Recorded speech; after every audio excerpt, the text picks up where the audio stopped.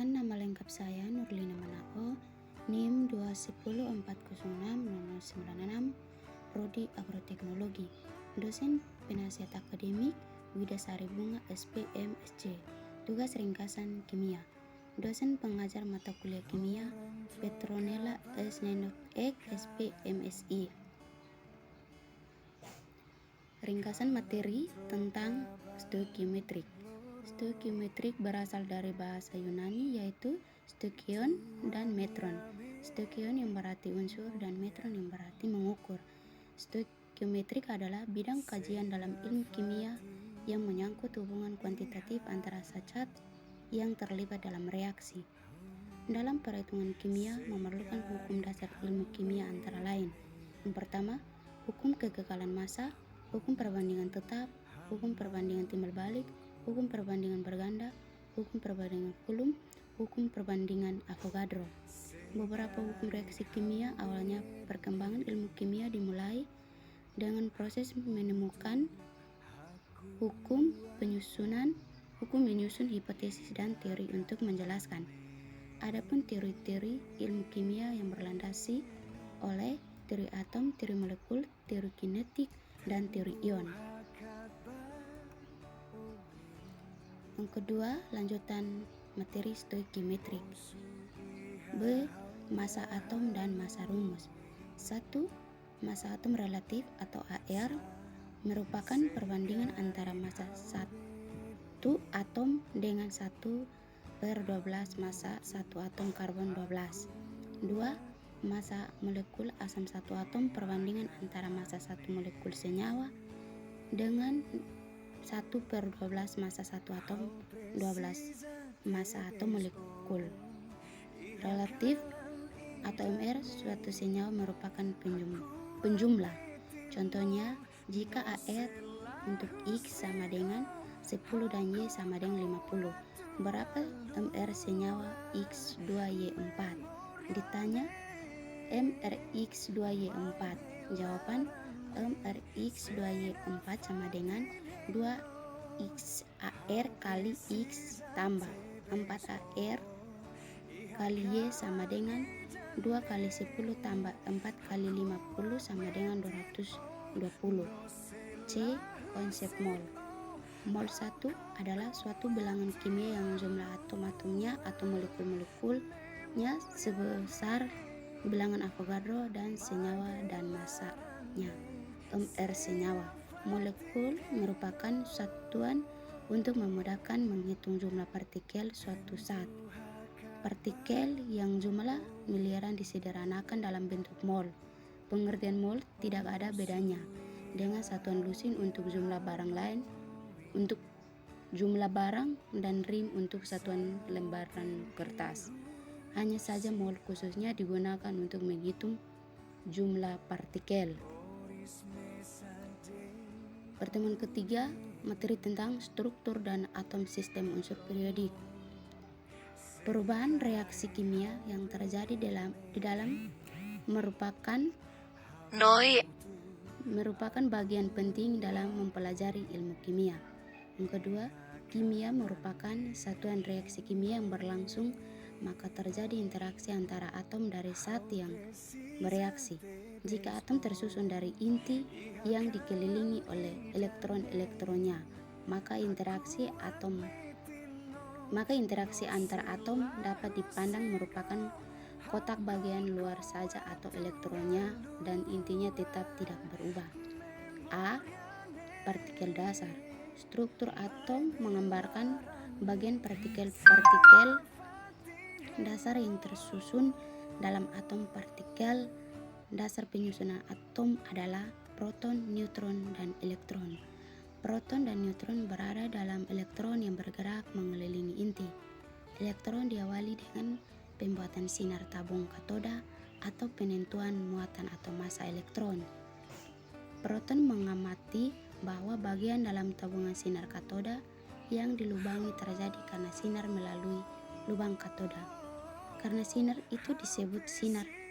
Terusan membuktikan bahwa sinar terdiri dari partikel yang bermuatan positif.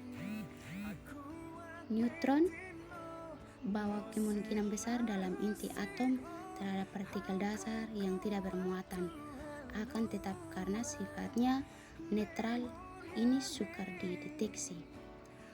Ada 3 bagian: nomor massa dan nomor atom atau jumlah partikel dasar penyusunan atom sebagai berikut. Yang pertama, isotop, yang kedua isobar, yang ketiga isoton. Pertemuan keempat, ikatan kimia dan struktur molekul. Selain ikatan dan ikatan kovalen, dikenal juga ikatan logam, ikatan hidrogen, dan gaya van der Waals. A. Ikatan ion. Ikatan ion timbul sebagai akibat dari gaya tarik-menarik antar ion bermuatan positif dan ion yang bermuatan negatif yang dihasilkan karena perpindahan elektron. B. Ikatan kovalen.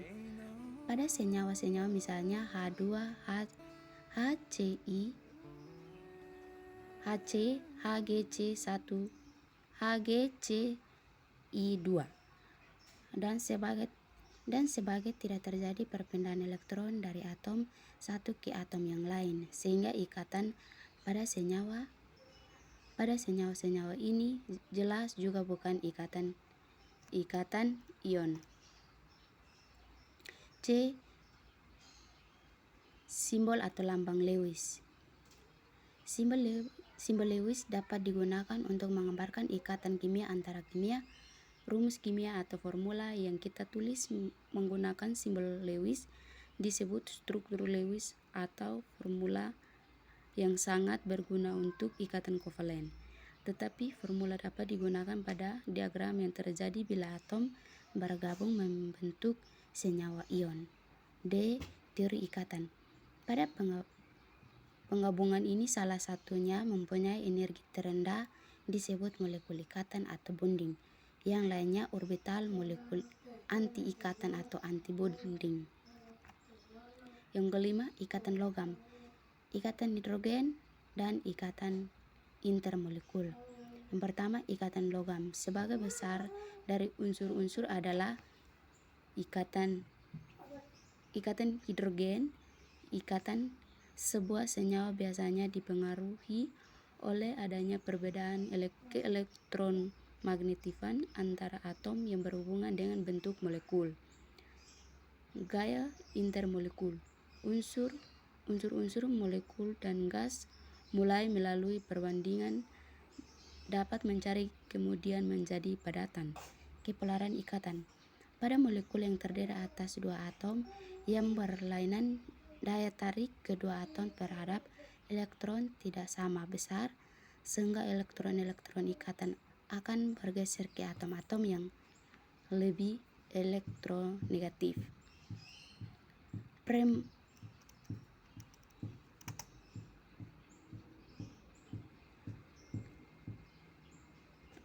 Parameter struktur molekul. 3 parameter yang menentukan struktur molekul yaitu kekuatan yang berhasil bervariasi antara sangat lemah atau cukup kuat, interaksi partikel-partikel sebagai berikut. Yang pertama, interaksi dipol permanen, interaksi dipol induksi, dan interaksi dipol dan dipol induksi. Pertemuan ke-6, larutan. A. Larutan dan komponennya. Larutan adalah suatu sistem homogen dengan komposisi yang bervariasi. B. Konsentrasi. Konsentrasi suatu larutan adalah jumlah saat terlarut dalam sejumlah ketentuan larutan atau sejumlah tertentu pelarut. C. Hukum Raoult dan sifat koligatif larutan elektrolit. Suatu larutan yang terdiri dari dua komponen dari A dan B adalah larutan ideal jika tidak terjadi penyerapan atau pembebasan energi jika kedua komponen dicampurkan. D. Larutan elektrolit dan sifat-sifat proses pelarutan. Suatu larutan terdiri dari komponen dari satu terlarut dan komponen pelarut. Salah satunya komponen sifat penting dalam proses pelarutan adalah solvasi yaitu interaksi atau antara molekul-molekul pelarut dan partikel-partikel saat pelarut.